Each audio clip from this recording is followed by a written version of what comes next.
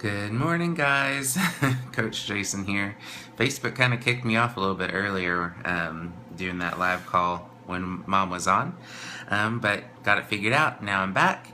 But I wanted to pop on live with you all today because either this morning or first thing tomorrow morning, you're going to be doing your before measurements and pictures. And so the best thing to do is, my dad shared them in the group, is you're going to download the measurement tracker here.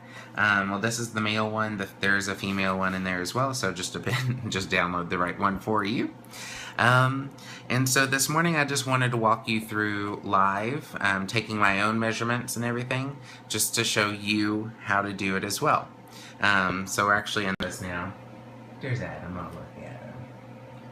He's going to be the cameraman while I show you all how to do this. So yeah, I'm going to pass this on to you. Hi guys! So the first thing it says on here is your chest. And I like the little diagram because it tells you literally exactly where to do it. And if you need help doing it, like always grab a partner and somebody to help you. But typically, you want something, you have two options. You can either get a rope tape measure like this, that's good for like measuring circumferences, or if all you have is a ruler or like one of those expandable metal ones, you can always take like a piece of yarn or string or something, wrap it around yourself, and then measure that as well. So what I like to do is just kind of make sure it's flat against your back, and then come up, and then it's right at nipple height. That's a fun word, nipple.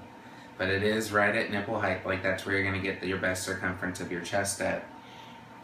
And seeing what a lot of people do is they try to cheat and they pull in like that. No, you keep it nice and loose, and you just let it rest right up against the skin. And that's about 50. And you just track it, 50 inches there. On your arms are going to be a little bit more difficult. But what I do is I measure from the shoulder to the elbow. It's roughly 12 inches. So the middle of my arm is roughly at that 6-inch mark there. So I'll pin that and then just turn it. And then again, this might be one that you need a little help with.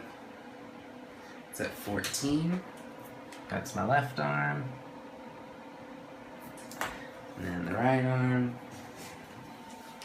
So you can kind of catch it with your hand there. Do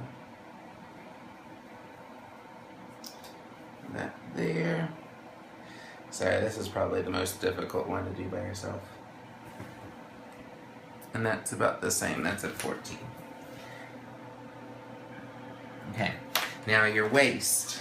Everybody gets this a little bit confused between your waist and your hips. Your waist is at your belly button height, and your hips are at the height of your hip bones. So for the waist, I always just place the beginning of the measurement tape right at the belly button. Or actually, I'll come around first, and then find your belly button, and then just wrap it around. Again, don't squeeze, that's where a lot of people try to cheat. And it's at 45. 45. Okay, now like I said, now hips are right at your hip bone. So that's a little bit lower than where your belly button is. So again,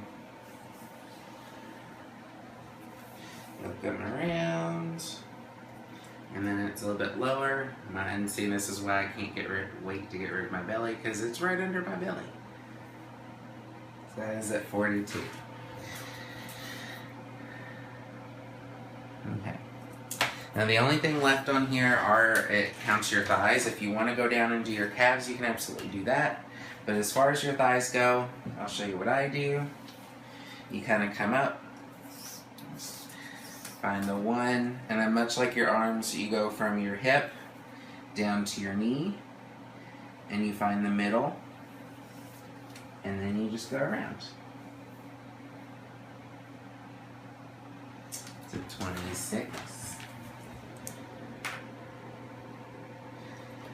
And I'll do the same on the left side.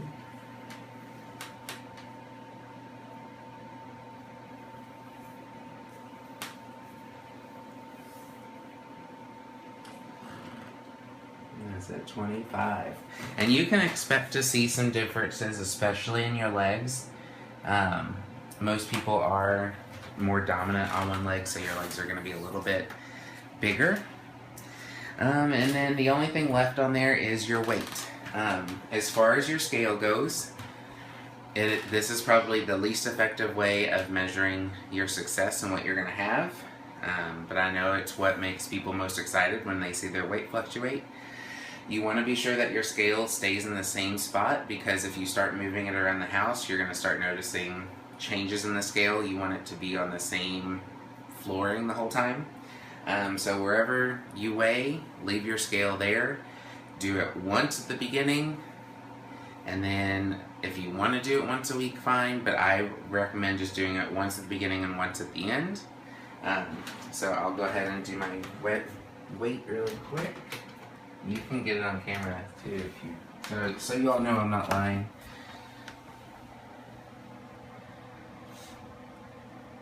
So 276, is that what it says? I'm seeing 274. Yeah, that's it.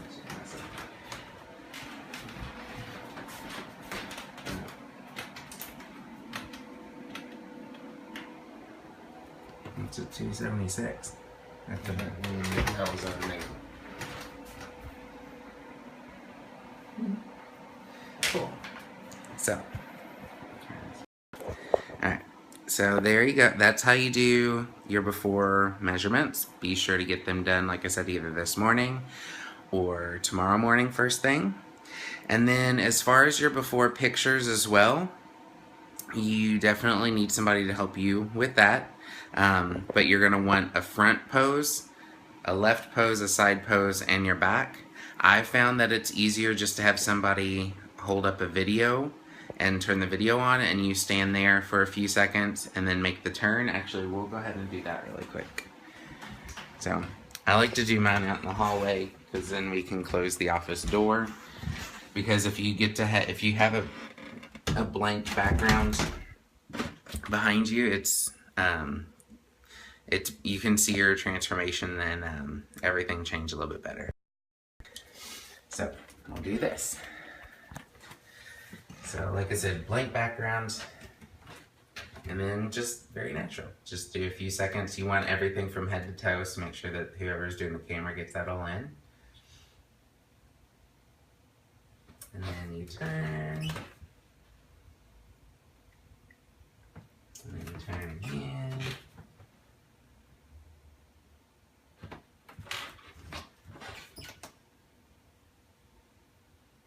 And then so you can see like the transformation in your side. I always recommend doing one with your arms out like that.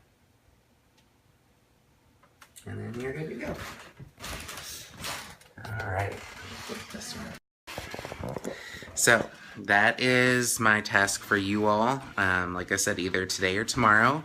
The best time to do it is first thing in the morning, honestly, after you've gone to the restroom. And again, any time that you do weigh yourself or take your measurements for just more accuracy, you want to be sure that you're doing it at roughly the same time each day under the same circumstances, just because you want it to be accurate. You don't want to get like some false readings. And I'm going to put this out now that as far as your weight goes, that is going to be something that always fluctuates.